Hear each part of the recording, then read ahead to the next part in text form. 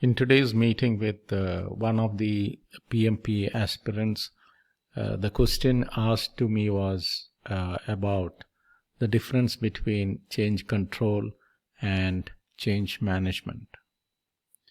And the same question was asked to me by another person last week, so I thought I'll explain it in the form of a video that will help many people who wants clarity on this. When we talk about change control, basically we are referring to the changes pertaining to time, cost, and scope. Any change that is impacting the schedule of the project, or the cost of the project, or the scope of the project, and very often, as we know, all these are interlinked. We call it as the triple constraint of the project. This must be escalated. If it's a major change, it must be escalated. It must go through the change control board, and they do an impact analysis. If it is a scope change, they'll do the impact on cost and schedule.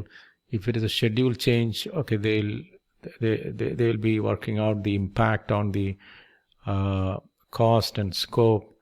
So after doing the impact analysis, they decide whether to go ahead with the change or not. And if they are going ahead with the change request becomes an approved change request, and the change is incorporated, and it is communicated back to the key stakeholders involved. And if it is not approved, the status of the change request becomes a rejected change request. That is also archived, and that is also communicated back to the originator of the change request, and tell them very clearly the reasons for not incorporating that change. Irrespective of whether it is accepted or rejected change request, everything must be archived, because as the project progresses, this information may be useful while doing root cause analysis and stuff like that. That is the change control part. Then we have organizational change management. Now let us say we are transitioning, or our style of working, from predictive project management to agile project management. Now there is a big cultural shift required. In predictive project management, it is all about accuracy of estimates. It is about start to finish planning and scheduling and stuff like that. Whereas in the agile world, the fundamental belief is almost every estimate, there is nothing called an accurate estimate. All estimates are wrong. At the same time, we need to start with some estimates, and as the project progresses, we can revise it. And we are talking about self-organizing team, whereas in the predictive world, it is all about command and control.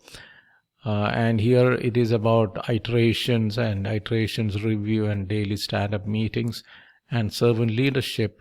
Whereas in the predictive project management, it is about the project manager leading from the front, commanding things, planning, monitoring, controlling, and that is a different trip altogether. So in order to effect this cultural shift from predictive to agile effectively, that change has to be managed. So these kind of cultural changes, okay, that comes under the umbrella of change management. So change management always refers to maybe a cultural change, or from a manual system you are moving to an automated system. So those kind of changes has to be managed.